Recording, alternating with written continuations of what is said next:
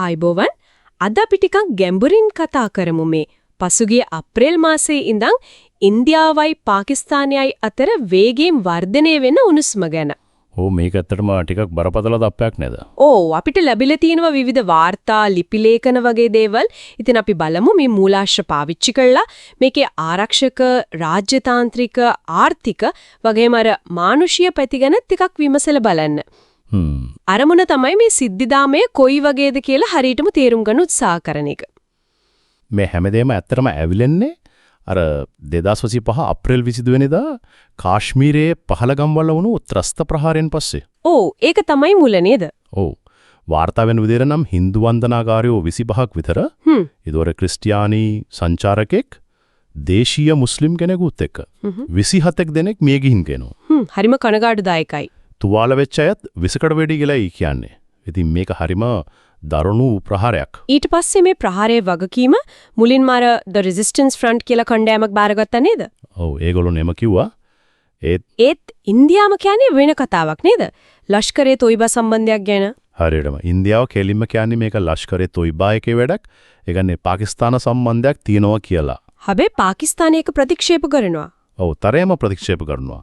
ඉතින් මේ චෝදනා ප්‍රතිචෝදනා මැද්ද තමයි මේ ප්‍රශ්න ලොකු වෙන්නේ. හරි. එතකොට මේ ප්‍රකාශ එක්ක ආරක්ෂක පැත්තෙන් මොකද උනේ? දෙපැත්තෙන්ම ආරක්ෂක ක්‍රියාමාර්ග ගොඩක් තද කළා. විශේෂයෙන්ම අර සීමා රේඛාව LOC එක දිගේ. අප්‍රේල් 24 ඉඳන්ම ගැටුම් මෙහෙම වාර්තා වෙනවා. වෙඩිහුමාරු. ඒක සාමාන්‍ය තත්වයක් නෙවෙයි. එතකොට අර ඉන්දිය සෙබලාට මොකද උනේ? අත්අඩංගුවට ගත්තා කියන කතාව? ඔව් එහෙම තොරතුරුකුත් තියෙනවා. ඉන්දිය සෙබලෙක් පාකිස්තාන අත්අඩංගුවට පට්ටුනා කියලා. ඒකත් මේ තත්ත්වය තවත් අවුල් කරනවා. ඒ මදිවට අද එගනේ මේ 3 වෙනිදා පාකිස්තානයේ අර අබ්දාලි කියන මිසයිල් එකත් හතදා බැලුවා. කිලෝමීටර් 450ක් දුර යන එකක් නේද? ඔව්. ඒගොල්ලෝ කියන්නේ කාර්ය සාධනය බලන්න කියලා. ඒත් මේ වගේ වෙලාවක මේක ඉන්දියාවට දෙන පණිවිඩයක් වගේ නේද? ගොඩක් දුරට එහෙම තමයි පේන්නේ. මේ මිසයිල පරීක්ෂණයට අමතරව අර ඉන්දුස් ජලගිවිසුම ගැනත් කතාවක් ගියා නේද?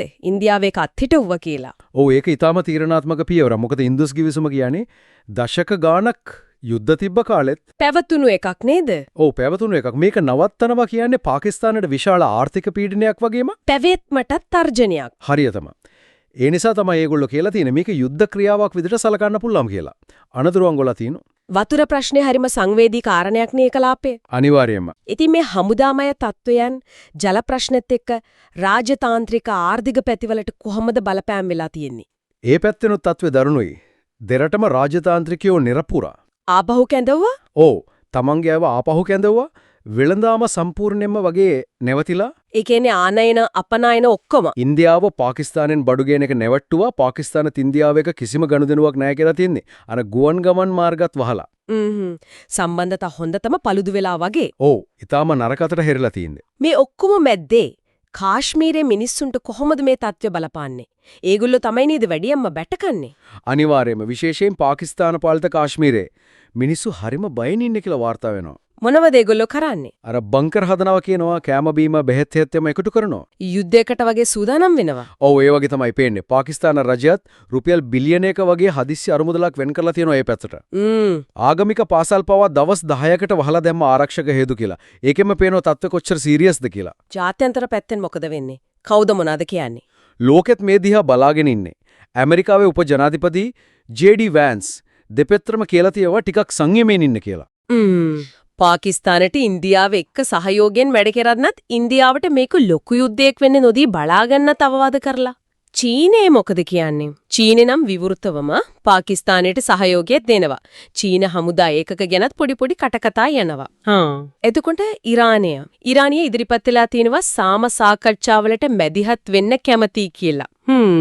ඉතින් මේ ඔක්කොම එක්ක අනාගතය ගැන මොන වගේ අදහසක්ද තියෙන්නේ? විශේෂඥයෝ මොකද කියන්නේ?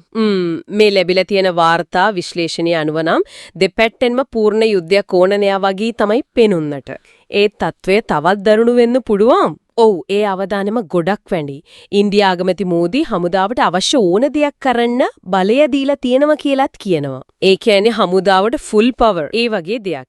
පාකිස්තානයත් බලාගෙන ඉන්නවා ඉන්දියාවෙන් මොකක් හරි හමුදාමේ පියවරක් ගනී කියලා. ඉතින් තත්ත්වයතවම හරිම අස්ථාවරයි. එහෙනම් අද අපි කතා කරපු දේවල් එකට ගත්තොත් පහලගම් ප්‍රහාරයෙන් පටන් ගත්ත මේක ආරක්ෂක පියවර, මිසයිල්, ජල ගිවිසුම, අත්හිටුවීම වගේ දරුණු තැන්වලට ඇවිත්. ඔව් රාජ්‍යතාන්ත්‍රික ආර්ථික සම්බන්ධතා නැත්තටව නැති වෙලා වගේ කාශ්මීරයේ මිනිස්සු පීඩාවටපත් වෙලා ජාත්‍යන්තර බලවතුනුත් මැදිහත් වෙලා අවසාන වශයෙන් හිතන්නේ මෙහෙම දෙයක් ඉතුරු වෙනවා. එක පැත්තකින් ඇමරිකාව චීනය වගේ බලවත් රටවල් සම්වර වෙලල් ප්‍රතිවිරුද්ධ කඳවුරු වලට සහයෝගය දෙමින් උනත් කියනවා සංයමයෙන් ඉන්න කියලා.